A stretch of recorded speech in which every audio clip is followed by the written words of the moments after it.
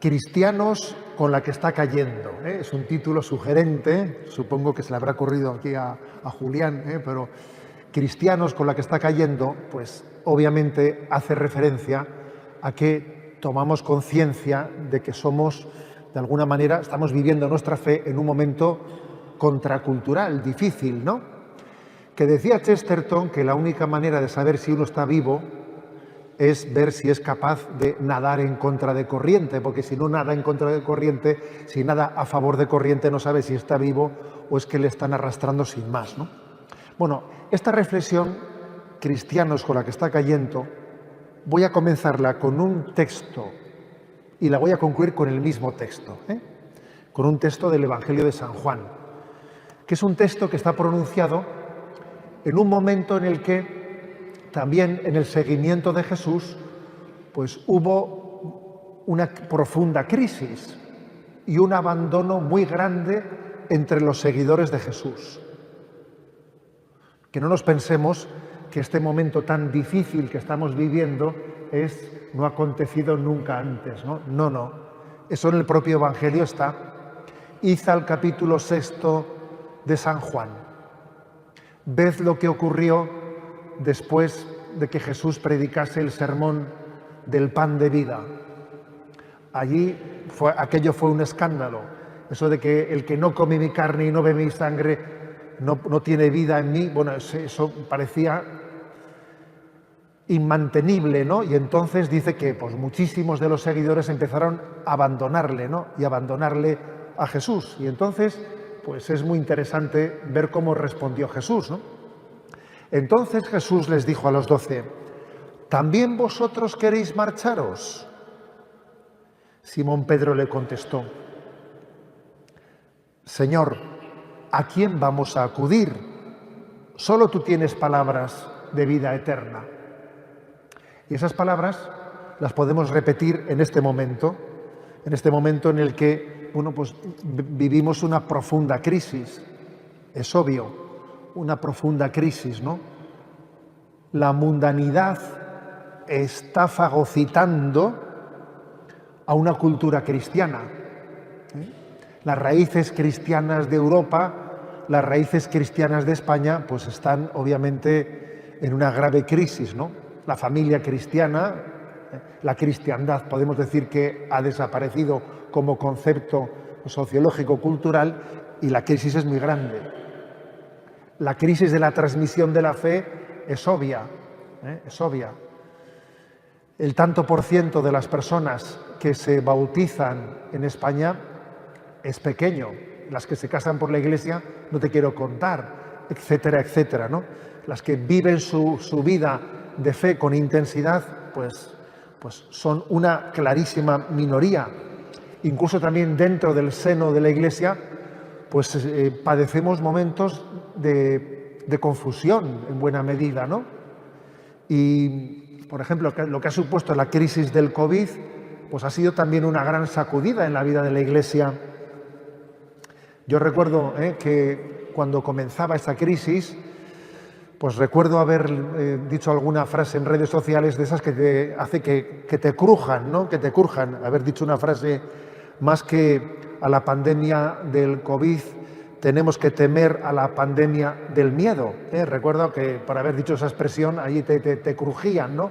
Por decir eso. Y el tiempo ha demostrado que verdaderamente la pandemia del miedo le teníamos que tener un gran respeto, porque esta crisis del COVID ha sido un instrumento para aislarnos, asustarnos, desactivarnos, someternos, todavía acelerar la secularización. Bueno, eso es así.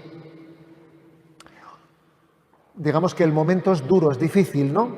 Y a nosotros también nos toca decir, Señor, ¿a quién vamos a acudir?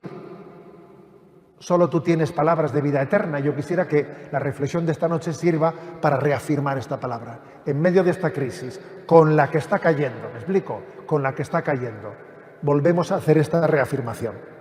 Bueno, veamos el proceso de secularización en el que estamos. Igual que se suele hablar de derechos humanos de primera generación, de segunda generación, de tercera generación, feminismo de primera generación, de segunda, también voy a utilizar yo la expresión secularización de primera generación, de segunda generación y de tercera generación, ¿vale? Pues es bueno, me he inventado el término, me lo he inventado, pero vamos, con lo cual es un invento mío, tomando con toda, ¿no? Pues con toda la prevención, pero sencillamente para ayudarnos a reflexionar, ¿de acuerdo? ¿Qué entendería yo por secularización de primera generación? Bueno, pues por secularización de primera generación creo que se entiende el que nuestra cultura española, la cultura europea, en el momento en el que pues, el progreso económico pues, ha sido casi, ¿no?, lo que más ha configurado la vida de Occidente, pues un lugar de prosperidad económica, etcétera, pues eso ha conllevado muchas cosas, ¿no? La cultura del bienestar cambia fácilmente los parámetros de la vida. Cuando uno lo tiene todo hecho, le puede llegar a parecer que no necesita de Dios. No olvidaré nunca que siendo obispo recién ordenado en Palencia, un misionero que vino de visita, ¿no?, a pasar unos días de descanso a casa, me vino a visitar y compartía conmigo, claro, que le impresionaba profundamente que cuando venía, ¿no?, pues cada 2 años o 3 años a visitar a su familia y su entorno, veía cómo la secularización se estaba apoderando de España, pues por este camino, por la cultura del bienestar. Lo tenemos todo y todo fácil, estamos llenos de comodidades. Parece que no necesitamos de Dios, ¿no? Y me decía él, ya se puede, desengáñese, señor obispo, decía que mientras que vivamos esta prosperidad económica, mientras que no nos falte de nada, mientras que no tengamos profundas crisis en las que tengamos que clamar a Dios, ¿no?, y pedirle y suplicarle misericordia, va a ser difícil, ¿no? Va a ser difícil mantener las raíces cristianas en medio de un lugar de absoluta prosperidad económica. De hecho, Jesús ya dijo qué peligrosas que son las riquezas, ¿no? Y nos habló de habló de las bienaventuranzas y bienaventurados los pobres, y lo puso como la primera de las bienaventuranzas, ¿no? Luego la riqueza, el materialismo, pues ha sido, yo diría, la secularización de primera generación. De primera generación, que fácilmente hace que para cuando quieres darte cuenta, pues es el hedonismo el que reina en la vida. El hedonismo no es máximo placer con el mínimo esfuerzo, y eso nos hace muy fácilmente vulnerables a las tentaciones y nos hace enemigos de la cruz, porque allí donde hay cruz te escapas de ella y buscas siempre lo cómodo, lo placentero, el mínimo esfuerzo, etcétera, ¿no? El materialismo, la cultura del bienestar por encima de todo, que no es lo mismo el bienestar que la felicidad, pues han sido los que han generado la secularización de primera generación. Pero claro, luego viene una segunda, porque si no vives como piensas, terminas pensando como vives. Claro, uno poco a poco, en la medida que se ha ido alejando de Dios, se ha ido alejando de su vivencia de fe, porque el materialismo, la comodidad, el mínimo esfuerzo, le ha arrastrado a ello. Pues bueno, si no vives como piensas, pues terminas también dando un paso más, autojustificarte. Tiendes a autojustificarte, terminas pensando como vives, ¿no? Entonces, una secularización de segunda generación es aquella que ya entra en la crítica a nuestra vivencia religiosa, la crítica anticlerical, a la crítica a la Iglesia, el complejo anticatólico, que ya se está justificando. Es un paso más. Es un paso en el que ya, digamos, no solamente es la debilidad de la carne, sino que es ya la soberbia del espíritu la que entra en juego. Y muchas veces, pues esto ya ha sido un paso más, ¿no? Un paso más en el que la soberbia nos ha hecho justificarnos en nuestro alejarnos de Dios. Y en ese momento yo creo que el refugio ha sido en esta secularización de la segunda generación, aparte de crítica fácil, criticar todo, no ver nada positivo, el refugio ha sido la frivolidad, la cultura del gran hermano. Sí que la cultura del gran hermano configuró mucho, bueno, sigue configurando, ¿no? Esta cultura del curioseo, de estar curioseando la vida de los demás, de vivir no mirando mirándonos en la presencia de Dios, ¿no? Sino curioseando en la vida de los demás. Creo que eso también ha configurado la secularización de segunda generación. Pero viene un paso más. Ahí no se concluía la cosa. Viene la tercera generación en la secularización, y es que cuando se rechazan los ideales, claro, era imposible estar orgullosos de la frivolidad de ese vivir en la cultura del gran hermano. Era imposible sentirse orgulloso de eso, sentirse orgulloso de esa vida tan frívola. Entonces, en este tercer momento, ha surgido como una nueva ideología. Cuando pensábamos que habían caído las ideologías, sin embargo, ha surgido como una nueva ideología para intentar justificar, ¿no?, un falso ideal. Y este es podríamos decir, la nueva era, el nuevo orden mundial, la ideología de género, que se presentan como un ideal alternativo, un falso idealismo, un falso misticismo, ¿no?, para, de alguna manera, justificar o pretender decir que también hay ideales en la secularización. Primero se nos había desvinculado de nuestras raíces cristianas, ¿no? Y ahora que se había conseguido llevarnos a un vacío interior, entonces se construye una nueva ideología, que es la del nuevo orden mundial, la de la ideología de género, una nueva ideología para llenar ese vacío interior. Te han hecho avergonzarte, olvidarte, romper con tus raíces cristianas, y ahora viene como una alternativa ideológica. Es un tercer paso, es una secularización de tercera generación.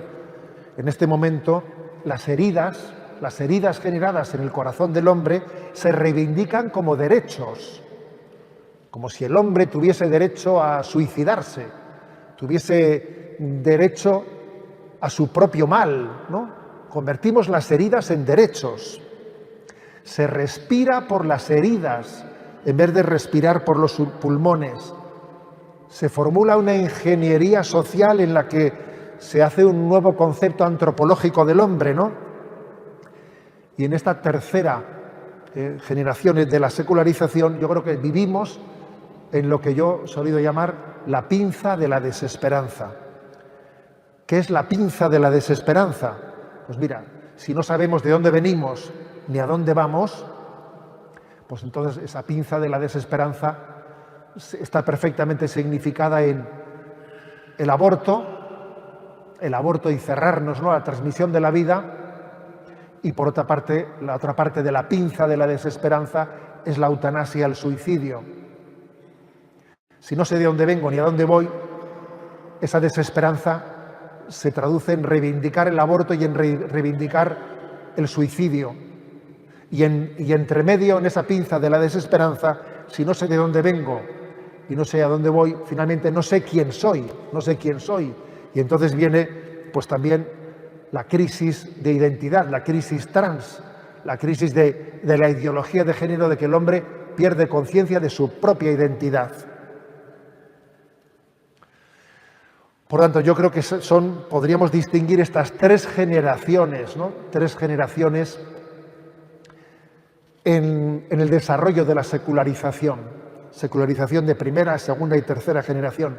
Obviamente es una distinción en la que ni mucho menos quiere decir que porque estemos en la segunda o la tercera, la primera o la segunda ya han caducado, no continúan, ¿no? En el fondo están las tres sumadas e integradas.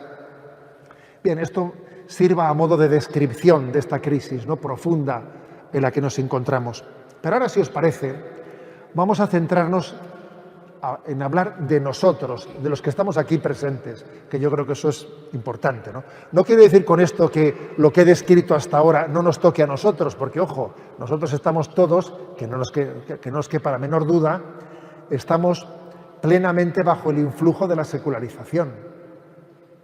Por el hecho de que seamos creyentes, por el hecho de que estemos aquí presentes en esta charla, ¿no?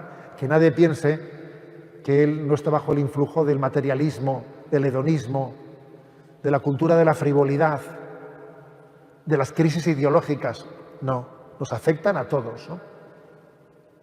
Pero es cierto que tenemos que hacer una reflexión sobre nosotros, los que nos consideramos que tenemos esta capacidad crítica que acabo un poco de formularla, describiendo más o menos cuál es el proceso de la secularización. Los que tenemos el don de tener esta capacidad crítica, a ver, ¿cuáles son nuestras tentaciones? ¿Cuáles son nuestras tentaciones? ¿Y cómo tenemos que abordarlas?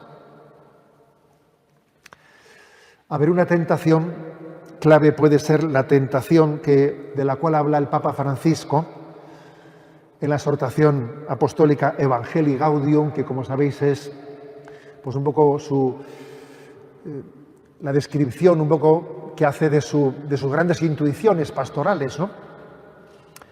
Él habla en el número 83 de Evangelii Gaudium de la tentación de la acedia y del pesimismo estéril. Y quizás es el riesgo que tenemos nosotros, ¿no? En el momento presente. Dice él, se desarrolla la psicología de la tumba que poco a poco convierte a los cristianos en momias de museo, desilusionados con la realidad, con la Iglesia, consigo mismos, viven la constante tentación de apegarse a una melancolía sin esperanza que se apodera del corazón como el más preciado de los elixires del demonio. Es curioso, ¿eh? El Papa habla de que el elixir del demonio es la decepción, la de decir, esto va fatal, ¿eh? Esto va fatal. No hay esperanza, ¿no? Esta expresión, el más preciado de los elixires del demonio, está tomado de la obra de Bernanos, Diario de un cura de campaña. Dice, llamados a iluminar y a comunicar vida, finalmente se dejan cautivar por cosas que solo generan oscuridad, cansancio interior, que apolillan el dinamismo apostólico, que se nos está robando la alegría y la esperanza. Podríamos decir, es imagen de lo que el Papa habla de el pesimismo estéril, la desesperación, que también se traduce en acedia. Y la acedia no es meramente pereza, no, la acedia es algo más que pereza, es la pérdida del amor, la pérdida del amor primero, de la ilusión, de la esperanza, ¿no? Es nuestra gran tentación ante esta situación, el pensar que el mensaje que Jesucristo nos ha traído es rechazado por nuestra cultura, por este mundo, y que por lo tanto estamos como, de alguna manera, en un declive inexorable, ¿no? Que el cristianismo no tiene lugar, no tiene futuro, ¿eh? Basta ver las estadísticas, etcétera, esto no tiene futuro, ¿no? Y el último, que apague la luz y que se trague la llave, ¿no? O sea, es una especie de percepción de pesimismo que el demonio dice, ¿no? Como el elixir más preciado del demonio puede sembrar en nosotros. Y obviamente tenemos que reaccionar frente a esa tentación, porque la Iglesia es de Dios, no es nuestra, y no podemos hacer cálculos en los que, como si nosotros fuésemos, ¿no?, los que llevásemos adelante esta obra. La Iglesia es del Señor, es suya, ¿no? Pero tenemos que estar atentos a esto. Escuché en una ocasión una expresión que dice, ¿no?, que a veces preferimos ser generales de un ejército derrotado en vez de ser soldados humildes de un ejército en marcha. Y ese ser generales de un ejército derrotado, pues se refiere a estarse siempre lamentando, pero qué mal que estamos, etcétera. Y bueno, pues se nos pueden ir las fuerzas, las energías en el lamento, ¿no? En el lamento, en vez de ser soldados humildes de un ejército en marcha. Y por lo tanto la clave está en cómo alimentar nuestra esperanza, cómo alimentarla. Dice el Papa, 3 números después, en Evangelii Gaudium, dice lo siguiente: y en el desierto se necesitan sobre todo personas de fe, que con su propia vida indiquen el camino hacia la tierra prometida y de esta forma mantengan viva la esperanza. En todo caso, allí estamos llamados a ser personas cántaros para dar de beber a los demás.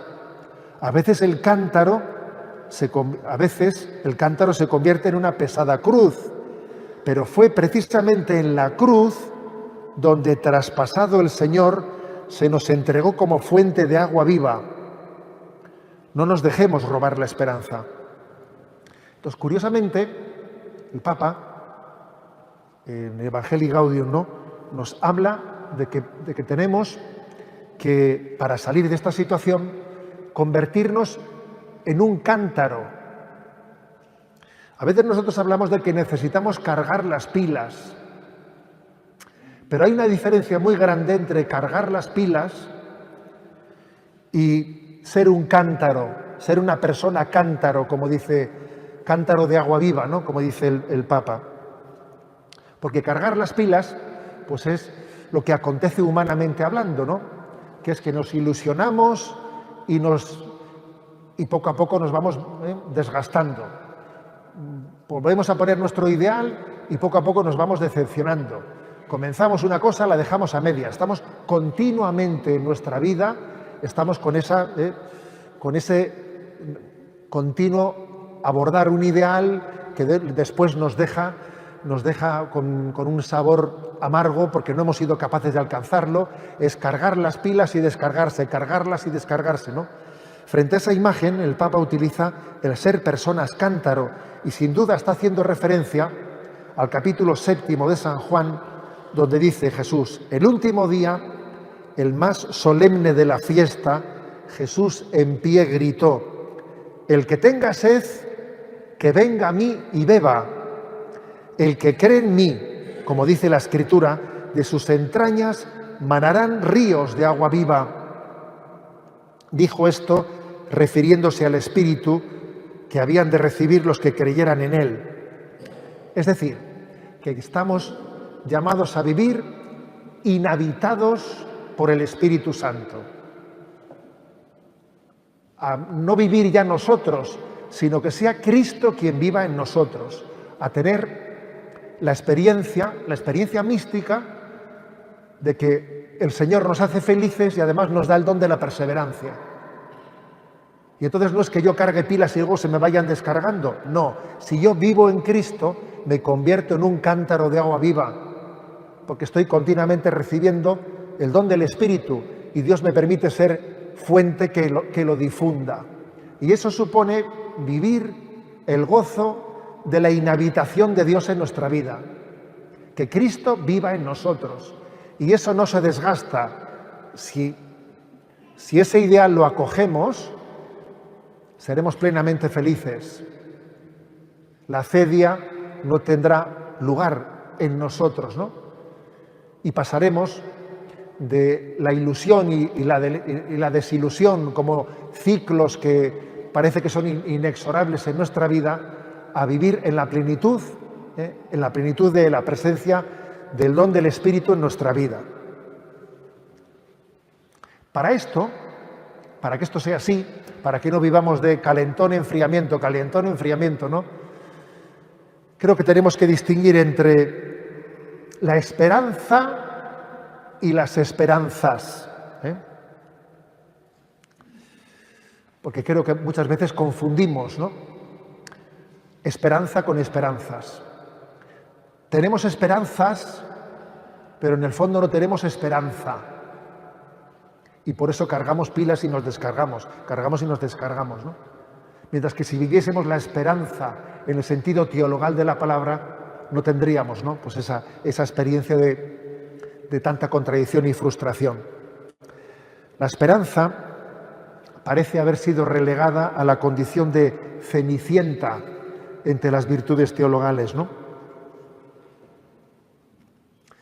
De hecho, es obvio que nuestro mundo occidental es muy rico en medios y muy pobre en fines. Hemos alcanzado las cotas más altas de dominio del mundo y al mismo tiempo no tenemos muy claro a dónde nos dirigimos y cuál es el sentido de la existencia, ¿no? La depresión se ha convertido en la dolencia psíquica característica de nuestro tiempo. Construimos la vida desde metas parciales, esperanzas, tales como abrirse paso en la profesión, ganar en calidad de vida. Tenemos esperanzas. Pero eso es todo lo que cabe esperar de la vida, es todo lo que puedo esperar. Si no hay una esperanza definitiva, nuestras esperanzas están abocadas tarde o temprano a la frustración. ¿De qué le sirve al hombre ilusionarse con metas parciales si al final todo queda reducido a la nada? El hombre que no tiene ilusión de vida eterna, que no tiene un sentido último en su existencia, es como un empresario pues que no le preocupa el balance de su negocio. Oye, un empresario le tiene que preocupar si al final lo que hace pues tiene beneficios o tiene pérdidas, ¿no? Pues lo mismo nosotros, es que la esperanza de nuestra vida es la vida eterna. La esperanza de nuestra definitiva es vivir con Cristo. Y además no pensamos esperar para vivir con Cristo a que la vida concluya, sino que vamos a vivir con Él ya, aquí y ahora, ¿no? Por eso creo que la clave para poder afrontar este momento es que no nos agarremos a las esperanzas como un sustituto, un sucedáneo de la esperanza, que sea vivir con Dios. La esperanza de vida eterna, ¿no? Fijaros, en un tiempo se le acusó al cristianismo, por parte del marxismo, de ser el opio del pueblo, ¿eh? Se decía pues que el hombre se evade pues con su esperanza teologal de transformar esta vida. Esa era la acusación del marxismo, ¿no? Pero en realidad lo que hoy estamos comprobando es que el verdadero opio del pueblo es el materialismo, el pan y circo de nuestros días, ya que conduce al hombre a la renuncia de sus ideales más nobles, ¿no?, para dejarlo encerrado en su egoísmo más feroz. Dejarte encerrado, pues mira, como a una cobaya, ¿no? Como a una cobaya que se le mete en una jaula y se le da de comer lo que necesita y cuando está en celo se aparea y entonces pues tiene sus necesidades satisfechas y entonces le dejas metido en una jaula en la que como tiene la comida pues renuncia a un ideal, ¿no? Pues eso nos ocurre a nosotros, ¿no? Ese es el opio del pueblo. El opio del pueblo es el materialismo que nos está impidiendo descubrir nuestra verdadera esperanza. La falta de esperanza en singular y con mayúsculas ha motivado que las esperanzas terrenas se hayan convertido en un bazar de egoísmos. Y de hecho muchos idealistas de ayer se convierten en escépticos vividores de hoy, porque les ha faltado la esperanza teologal para sustentar sus esperanzas. Igual uno era idealista de joven, pero luego ya, en cuanto que la vida va para adelante, se convierte en un escéptico vividor. Y esta es la realidad, señores. El opio del pueblo es este. Ya no se dice pan y circo. Se dice fútbol, porno, alcohol, iPhone, bueno, pero eso es la nueva forma, ¿no?, de hablar del pan y circo de nuestros días. Por lo tanto, creo que para que reaccionemos, ¿no?, ante esta crisis, tenemos que, sin duda alguna, ¿no?, tener nuestras esperanzas, que son legítimas nuestras esperanzas, ¿no?, las de mejorar en la vida, las de construir un mundo mejor, son esperanzas legítimas, inspiradas también por el Espíritu, pero tenemos que abrirlas a la esperanza, Es cierto que no tendría sentido una esperanza teologal que no se tradujese en cosas concretas, en realidades concretas del día a día. Pero también es verdad que el mundo presente corre el grave riesgo de devaluar las esperanzas si no las abre a la trascendencia. Somos así. El hombre es insaciable, permanentemente insatisfecho. Cuando logramos una meta esperada, al poco tiempo ya surge la inquietud de otra cosa. En realidad, el corazón humano es un ser limitado con un ansia ilimitada.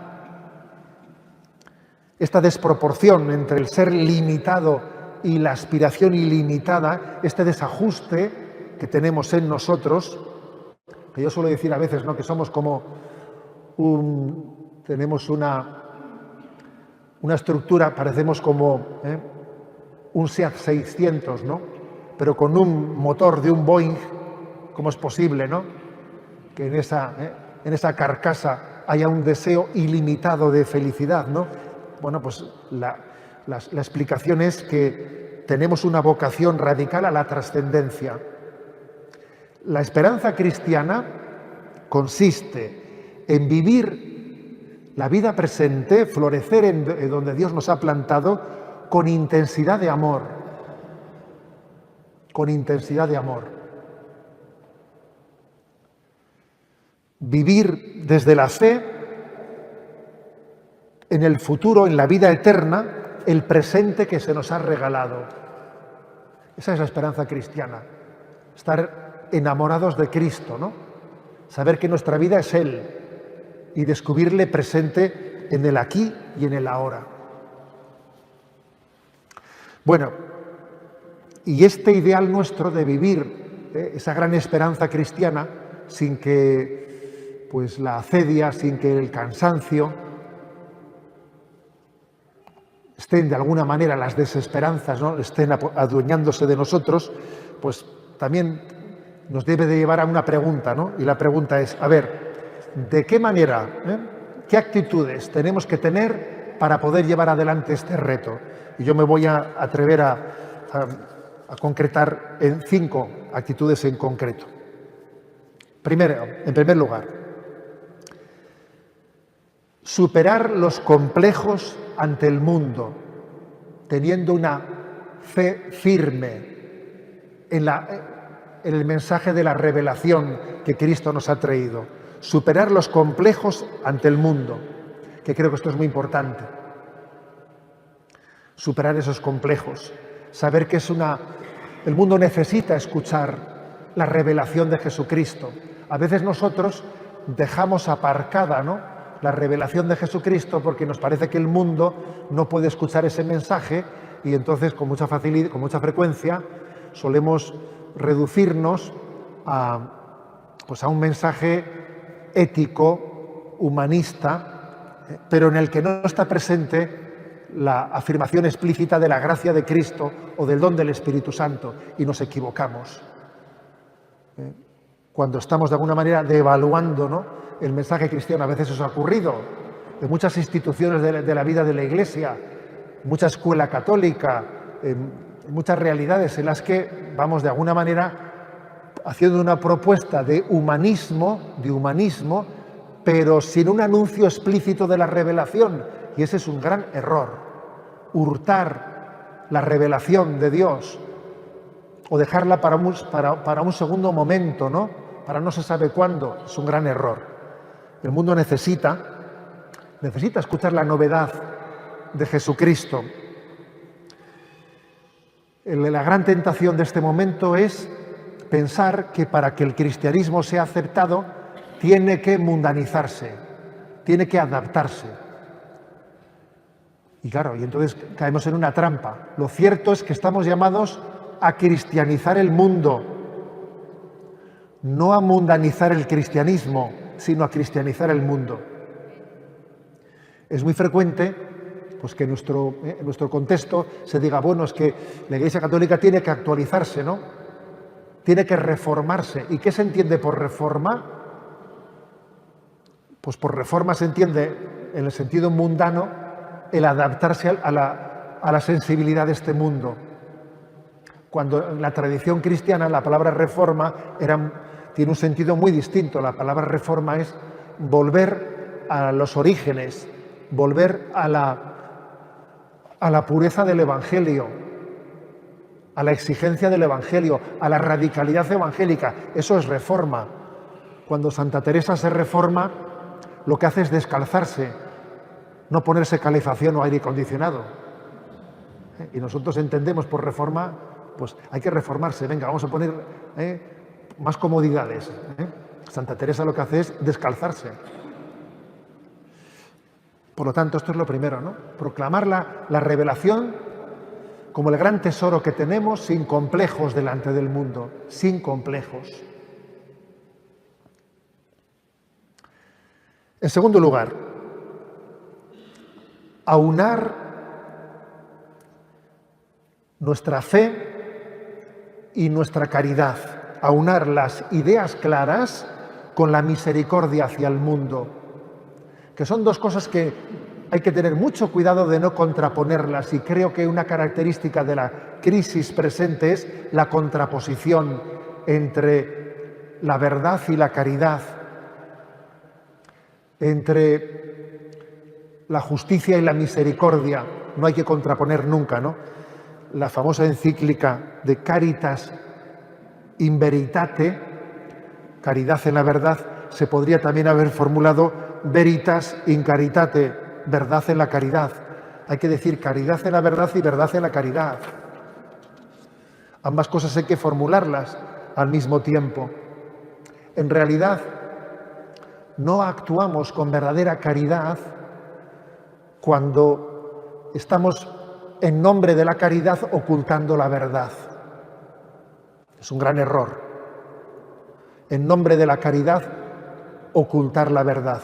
Las palabras de Jesús a la mujer pecadora: nadie te ha condenado, tampoco yo te condeno, vete y no peques más, son contundentes. Jesús aúna la caridad y la verdad. Vete y no peques más. Existe el riesgo en este momento de llevar a una contraposición equívoca la verdad y la misericordia y la caridad. Es un equívoco máximo. Y al contrario, también existe el riesgo de no entender que la predicación de la verdad tiene que ser llevada con verdadero afecto, cariño, amor auténtico, ¿no? Aquellos a los que nos dirigimos. No sé si, por contar una anécdota, no sé si habéis leído el libro, que es una joyita, de este increíble Japón, que es un libro que es de memorias del padre Arrupe. Y cuenta en el libro una anécdota de cómo, precisamente para afirmar de cómo también no solo la caridad tiene que ser presentada en la verdad, sino que también la verdad tiene que ser presentada en la caridad, ¿no? Cuenta el padre Arrupe que, siendo él el provincial de los jesuitas en Japón, pues bueno, se le fueron a quejar del consejo pastoral de una parroquia, pues porque no estaban contentos con un jesuita, ¿no? Y le pedían que le cambiasen, Y entonces él dijo, bueno, a ver, ¿cuál es la queja, no? ¿Cuál es la queja? Entonces les dijo, no es un hombre celoso y sacrificado pues con la catequesis. Sí, con la catequesis es un hombre que lo hace todo y tal. Bueno, no es un hombre puntual en la celebración de la liturgia. Sí, él es el primero que va al templo y que abre la... ¿no? Y con los pobres, sí, con los pobres está siempre trabajando. Y claro, todo que decía, pues entonces, ¿dónde está el problema, no? Dice que el padre Arrupe les preguntó, pues entonces, ¿dónde está el problema, no? Y dice que le dijeron, es que no nos quiere. fíjate, es curioso, ¿no? Hablaba como de la posibilidad de que alguien sea un cumplidor, haga externamente las cosas bien hechas, pero que no las haga mostrando el verdadero afecto y amor que tenemos que mostrar a las personas. No se trata meramente de que seamos plenamente cumplidores, sino que tenemos que ser capaces de mostrar el afecto del corazón de Cristo. Las personas se tienen que sentir queridas, amadas, cuando les proclamamos una verdad, ¿no? Me acuerdo que el padre Mendizábal, al que muchos, ¿no?, pues le hemos conocido, y pues fue un jesuita, pues que fue padre espiritual de muchos de nosotros, ¿no?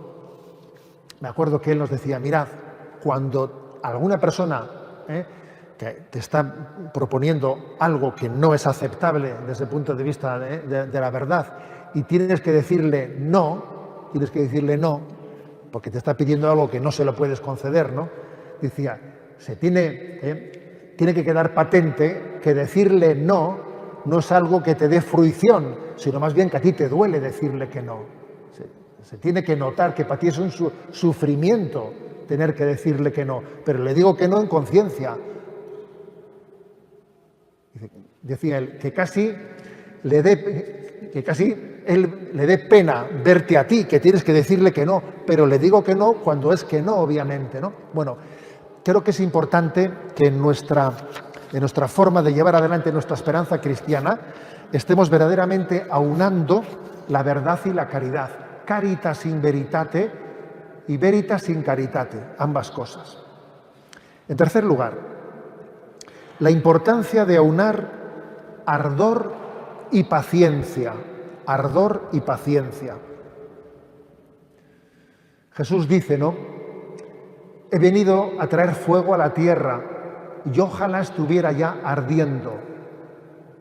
Creo que lo peor que puede haber, ¿no?, para llevar adelante nuestra vida y nuestro mensaje de evangelización es, pues, la indiferencia. Eso es terrible, terrible, ¿no? Creo que el ardor tiene que caracterizar nuestra vida. Tenemos que ser enamorados, ¿no? Pero al mismo tiempo, fijaros, no confundir el ardor, el enamoramiento con la impaciencia,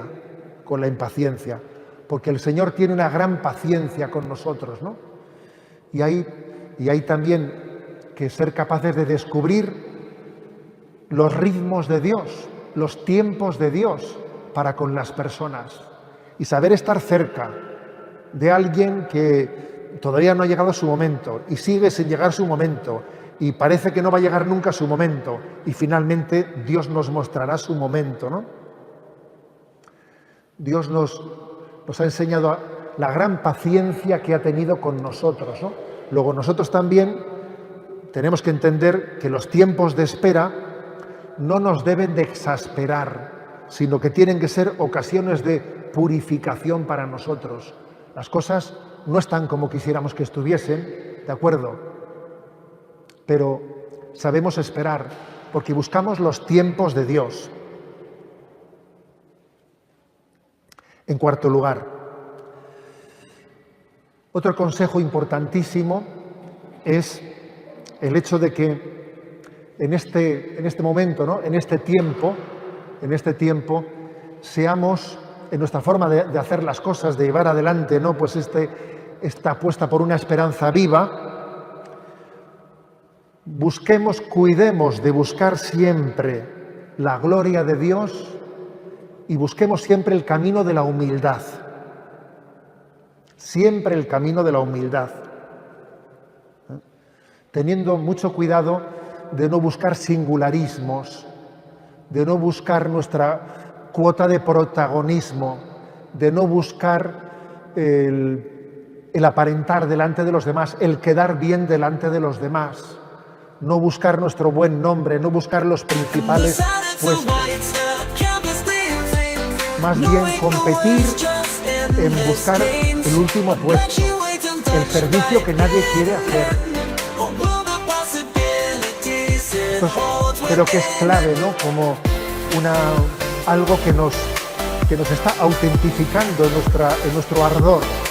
Ardor sí, pero al mismo tiempo buscando siempre el último puesto, no buscando el protagonismo, estando dispuesto a servir allá donde Dios me pida servir y estando también dispuesto a dar un paso a un lado cuando Dios no me está pidiendo llevar yo adelante ningún protagonismo, ¿no?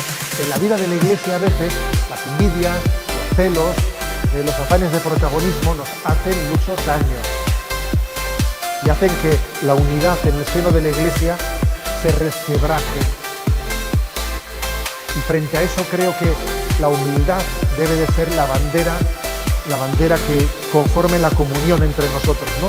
No luchar por nuestra propia gloria, como si estuviese en juego mi fracaso o mi triunfo. A mí lo que me duele es lo que le duele al corazón de Cristo, lo que me alegra es lo que le alegra al corazón de Cristo. Cuidando siempre de la tentación de la vanidad, del cómo soy juzgado, de cómo hablan de mí y ese tipo de tentaciones ante las que no debemos de entrar nunca a juego. Y en último lugar, creo que otro gran consejo, ¿no?, para vivir este momento es buscar la conciencia la conciencia de familia, la experiencia de familia en el seno de la Iglesia, superando el individualismo.